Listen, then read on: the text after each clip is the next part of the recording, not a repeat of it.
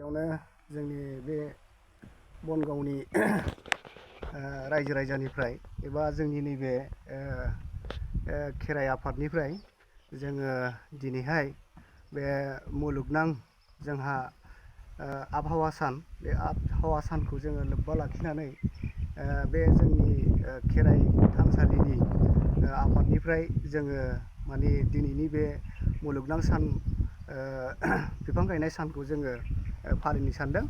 बेनिखायनो जोंनि साफ्रोमबो रायजो राजाफोरखौ जोङो बावहाय जोंनि बे खेराइ थानसालियाव लेंहरनानै जोङो दिनैनि बे बिफां गायनाय हाबाफारिखौ जोङो रायजोनि साफ्रोमखौबो लेंहरनानै जोङो बावहाय लोब्बा लानानै जों खामानिखौ मावनाय जादों।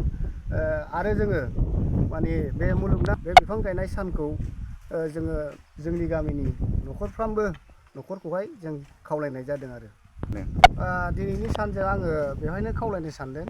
मानो होनोब्ला जोंनो मिथिंगायानो जोंनि माने जिउखौ दानायनि मोनसे बिहोमा होयो। बेनिखायनो जोङो मिथिंगाखौ बासायनांगौआ जों मानसि माहारिनि दायथ'। बेनिखायनो आङो साफ्रोमबो बे मुलुगाव थानाय जोंनि मानसि माहारि हिसाबै जोङो मिथिंगाखौ बासायनाया जोंनि दायथ' हिसाबै आं साफ्रोमबो रायजो राजाफोरखौहाय आं बावहाय माने दिनैनि नोंथांमोननि बे मिडियानि गेजेरजों माने रैखाथि होनो थाखाय बिफां गायनो आं साफ्रोमखौबो आंनि गोसो गोरबोनिफ्राय खावलायनाय थाबाय। गोजोनथाव खौरां नोंथांमोननि थाखाय लानानै फैदों MRM मेम'रियेल हस्पिटालाव गोबां बेमार फाहामथाय होनायनि खाबु।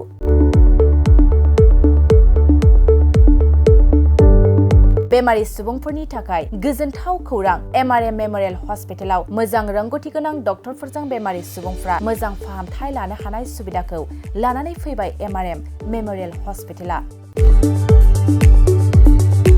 क'क्राझार सहरनि पुलिस पइन्ट आरो अमश्री हटेलनि साखाथियाव थानाय बयजोंबो मिथिसारजानाय MRM मेम'रियेल हस्पिटाला गोबां फेसिलिटिस खाबुफोर फोसावदों। MRM मेम'रियेल हस्पिटालनि फेसिलिटिफ्रानो जाबाय critical care, medicine, emergency medicine, paediatrician, pathologist, general medicine, diabetologist, OBS and gyno, cardiology, general surgeon, neurosurgery, advanced laparoscopic ENT surgery department, ophthalmologist, surgical, gastroenterologist, neuropsychiatry, onco surgery department, dermatologist, orthopaedics, residential medical officer, inter facility unit, physiotherapy, radiologist, histopathological department, urologist, emergency department, CT scan, X-ray, pathology department, vaccinator department आरो MRM memorial हस्पिटालाव 24 घन्टा जेब्लाबो खुलाय थागोन। लांलाय लाबोलायनि एम्बुलेन्सनि सुबिदायाबो 24 घन्टा थागोन। गोबां मिथिनो थाखाय नैबे 9854 081 948 936 550 2048 जानबुं नाम्बाराव फन खालामनानै